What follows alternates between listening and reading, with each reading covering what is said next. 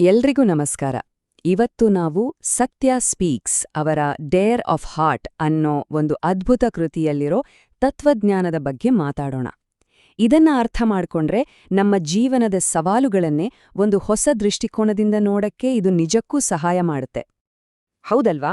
ಒಮ್ಮೆ ಯೋಚ್ನೆ ಮಾಡಿ, ನಮ್ಮ ಜೀವನದ ಅತಿದೊಡ್ಡ ಸವಾಲು ಭಯವನ್ನ ಎದುರಿಸೋದಲ್ಲ, ಬದಲಿಗೆ ನಮ್ಮೊಳಗಿನ ಆನಂದವನ್ನ ನಂಬೋದು. ಅಂದ್ರೆ ಹೇಗಿರುತ್ತೆ? ಸಾಮಾನ್ಯವಾಗಿ ನಾವೆಲ್ಲರೂ ಭಯನೇ ನಮ್ಮ ಅತಿದೊಡ್ಡ ಶತ್ರು ಅಂತ ಅನ್ಕೊಂಡಿರ್ತೀವಿ. ಆದ್ರೆ ನಿಜವಾದ ಚಾಲೆಂಜ್ ನಮ್ಮ ಸಂತೋಷವನ್ನೇ ನಾವು ನಂಬೋದು ಅನ್ನೋದಾದ್ರೆ ನಮ್ಮ ಇಡೀ ಜೀವನವನ್ನ ನೋಡೋ ರೀತಿ ಬದಲಾಗಿ ಹೋಗುತ್ತೆ. ಸರಿ, ಈ ಒಂದು ಆಲೋಚನೆಯನ್ನ ಮನಸ್ಸಲ್ಲಿಟ್ಕೊಂಡು ಮುಂದೆ ಹೋಗೋಣ. ಇಲ್ಲಿ ನೋಡಿ, 2 ದಾರಿಗಳಿವೆ ಅಲ್ವಾ? ಒಂದು ಕಡೆ ಸಮಾಜ ನಮ್ಗೆ ಕಲ್ಸ್ಕೊಟ್ಟಿರೋ ದಾರಿ, ಅದೇನಪ್ಪಾ ಅಂದ್ರೆ ಭಯ, ದುರಾಸೆ ಮತ್ತೆ ಅಹಂಕಾರದು. ಮತ್ತೊಂದು ಕಡೆ ನಮ್ಮ ಹೃದಯ ತೋರ್ಸೋ ದಾರಿ, ಅದು ಆನಂದ, ಬೆಳಕು ಮತ್ತೆ ಸ್ವಾತಂತ್ರ್ಯದ ಕಡೆಗೆ ಕರ್ಕೊಂಡ್ಹೋಗುತ್ತೆ. ಅಂತಿಮವಾಗಿ ನಮ್ಮ ಜೀವನ ಅನ್ನೋದು ಈ 2 ದಾರಿಗಳಲ್ಲಿ ನಾವು ಯಾವುದನ್ನ ಆಯ್ಕೆ ಮಾಡ್ಕೋತೀವಿ ಅನ್ನೋದ್ರ ಮೇಲೆ ನಿಂತಿದೆ. ಸರಿ, ಹಾಗಾದ್ರೆ ಈ ಕತ್ತಲೆಯ ನಿಯಮ ಅಂದ್ರೆ ಏನು ಅಂತ ನೋಡೋಣ. ನಮ್ಮ ಮನಸ್ಸು ಮತ್ತೆ ನಮ್ಮ ಸಮಾಜ ಹೇಗೆ ಭಯವನ್ನೇ ತಮ್ಮ ಅಡಿಪಾಯ ಮಾಡ್ಕೊಂಡಿದೆ ಅನ್ನೋದನ್ನ ಇದು ನಮಗೆ ತೋರ್ಸ್ಕೊಡುತ್ತೆ. ಈ ಕತ್ತಲೆಯ ನಿಯಮ ಅನ್ನೋದು ಒಂದು ರೀತಿ ನಮ್ಮ ಮನಸ್ಸಿನ ಡಿಫಾಲ್ಟ್ ಆಪರೇಟಿಂಗ್ ಸಿಸ್ಟಮ್ ಇದ್ದಾಗೆ. ನಮ್ಮ ಸಮಾಜ, ರಾಜಕೀಯ, ಮಾಧ್ಯಮಗಳನ್ನ ನೋಡಿ, ಎಲ್ಲ ಕಡೆ ನಿರಂತರವಾಗಿ ಭಯ ಮತ್ತೆ ದುರಾಸೆಯನ್ನೇ ಬಿತ್ತಲಾಗುತ್ತೆ. ಇದರಿಂದ ಏನಾಗುತ್ತೆ ಅಂದ್ರೆ ನಮ್ಮ ಮನಸ್ಸು ಕೂಡ ಸಹಜವಾಗಿಯೇ ಇದೇ ಭಾವನೆಗಳ ಆಧಾರದ ಮೇಲೆ ಯೋಚನೆ ಮಾಡೋಕೆ, ನಿರ್ಧಾರ ತಗೊಳ್ಳೋಕೆ ಶುರು ಮಾಡುತ್ತೆ. ಈ ಮಾತು ನೋಡಿ ಎಷ್ಟು ಸತ್ಯ ಅಲ್ವಾ?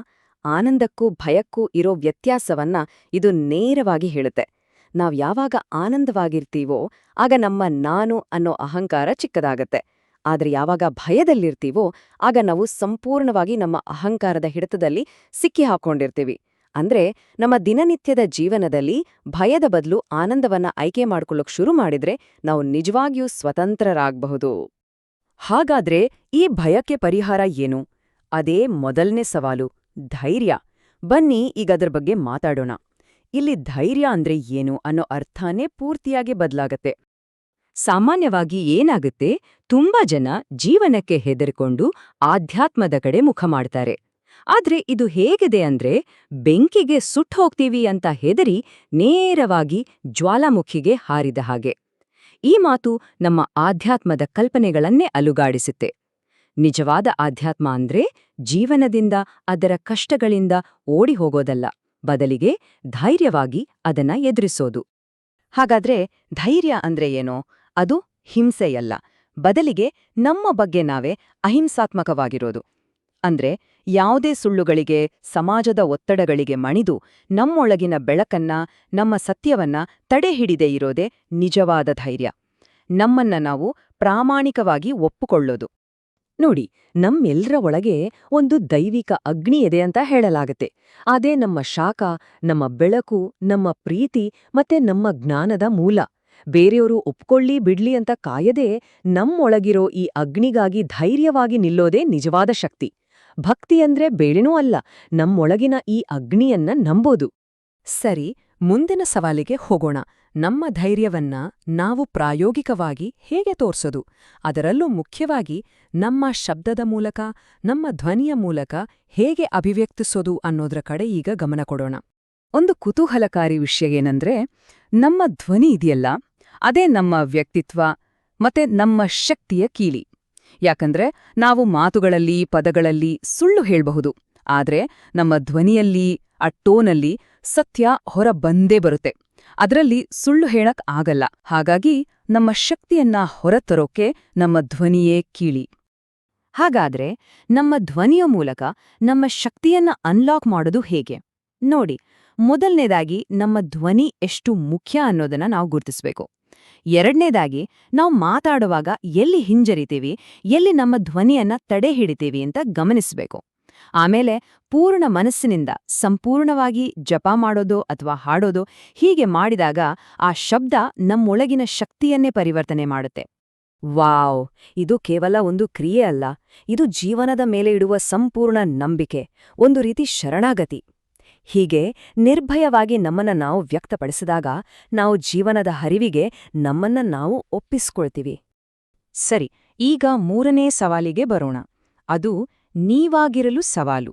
ಅಂದ್ರೆ ಮೊದಲೇ ಯಾರೋ ನಿರ್ಧರಿಸಿದ ಜೀವನದ ಉದ್ದೇಶ ಅನ್ನೋ ಬಲೆಯಿಂದ ಹೊರಬಂದು ಈ ಕ್ಷಣದಲ್ಲಿ ಇಲ್ಲಿ ಮತ್ತು ಈಗ ಪ್ರಾಮಾಣಿಕವಾಗಿ ಬದುಕೋದು.